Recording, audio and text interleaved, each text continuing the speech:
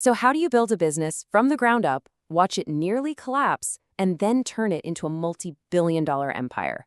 Well, today, we're diving into the blueprint of a guy named Philip Cantrell and his company, Benchmark Realty. It's an incredible turnaround story, and it's all driven by one single powerful idea. Let's start with this number, $5 billion. That's the annual sales volume Benchmark Realty hit with 2,000 agents. I mean, just let that sink in for a second. It's a staggering figure, right? But what's really fascinating here isn't just the number, it's how they got there. See, that $5 billion, it wasn't the goal. It was the result of something else entirely. And this is the core idea. Cantrell got this from Earl Nightingale, and he built his entire business around it. The theory is actually pretty simple. If you focus relentlessly on serving other people, on helping enough people get what they want, the money, the scoreboard, well, that just naturally follows. But you know how these stories go. It's never a straight line to the top. This massive success was actually born from a moment of absolute, total crisis. So to really understand the $5 billion win, we have to go back and understand the failure that almost wiped him off the map. So let's kick things off with Section 1, Staring at the Abyss. We're winding the clock back to 2008, a year that, as you probably remember, just shattered markets and careers all over the country. At the time, Cantrell was running the small, pretty traditional brokerage, had about 13 agents. Then the 2008 mortgage crisis hits, and the whole industry just goes into a complete freefall. But the final nail in the coffin? It didn't come from the market. It came from inside. His single biggest client, a builder, poached 7 of his 13 agents. More than half his team, gone, just like that. And the way Cantrell describes that moment, it's just chilling. He said, "I was staring at the abyss." This wasn't just a bad quarter. This was the potential end of everything he'd built. He was right on the brink.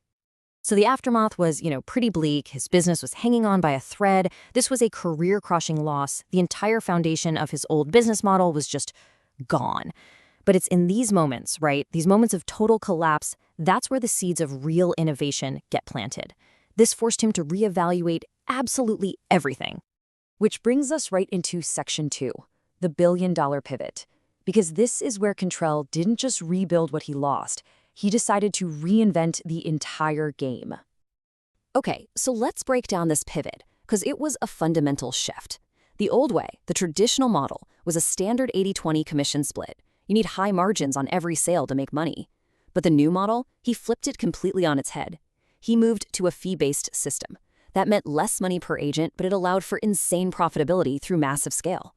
And the focus wasn't just recruiting anyone anymore, it was about attracting the best of the best, experienced, high-producing agents who would thrive in this new world. And this new model, it was built on a foundation of solid rock. Cantrell calls himself a 98% left-brain thinker, and you can see why. He systematized everything. Onboarding, compliance, you name it, there was a system for it. He saw documentation not as boring paperwork, but as a core piece of the brand's culture. He put his energy into people and processes, not flashy tech, and that built this culture of excellence that would just pour fuel on the company's growth. Now, having a great system is one thing, but it takes a certain kind of leader to actually make it work. And that brings us to Section 3, the leader's blueprint. At the heart of his leadership philosophy is this idea he calls the power in the pause. He explains it like this. Between any event, the stimulus, and your reaction, there's a little bit of space. And in that tiny space, that's where your power is. The power to choose a smart, strategic response instead of just a lazy, automatic one. So how do you actually do this? Well, it's a 3-step process. First, you identify the stimulus, that angry email that just landed, a big shift in the market, an employee's mistake. Second, and this is the most important part, you have to consciously create that space. You pause, you resist that knee-jerk reaction. And finally, you use that space to choose your response deliberately. It's the difference between acting and reacting. And this quote, it really captures the kind of culture he built. It was a culture of super high standards, all rooted in a really strong internal code of ethics. There was just no room for cutting corners. And this wasn't about being ruthless. It was about protecting the integrity of the system and the brand for everybody. So when you boil it down, Cantrell's leadership code is actually really clear. The leader sets the pace. You systematize everything you possibly can. You find partners who are strong where you are weak. And maybe most importantly, you operate with an unwavering code of ethics. That becomes the engine that drives the whole machine. So, how did this all pay off in the end? Well, that brings us to the final act of the story. Section 4, cashing in the scoreboard. I mean, just look at this journey. It's pretty remarkable. It starts with that pivot, born out of the 2008 crisis. Then, 12 years of just relentless growth. And it all culminates in 2020 with the acquisition by United Real Estate Group. The service-first model had worked, and the scoreboard was the proof. But selling a business of this size, yeah, it is not for the faint of heart. Control's advice on the process is, well, characteristically blunt. He says you have to be ready to be stripped down naked. Every system, every number, every single decision you ever made gets put under a microscope. So for anyone out there thinking about an exit someday, his takeaways are crystal clear. First, your books and your systems have to be spotless. Second, expect the process to be rigorous, even invasive. And third, you have to know your own story, warts and all.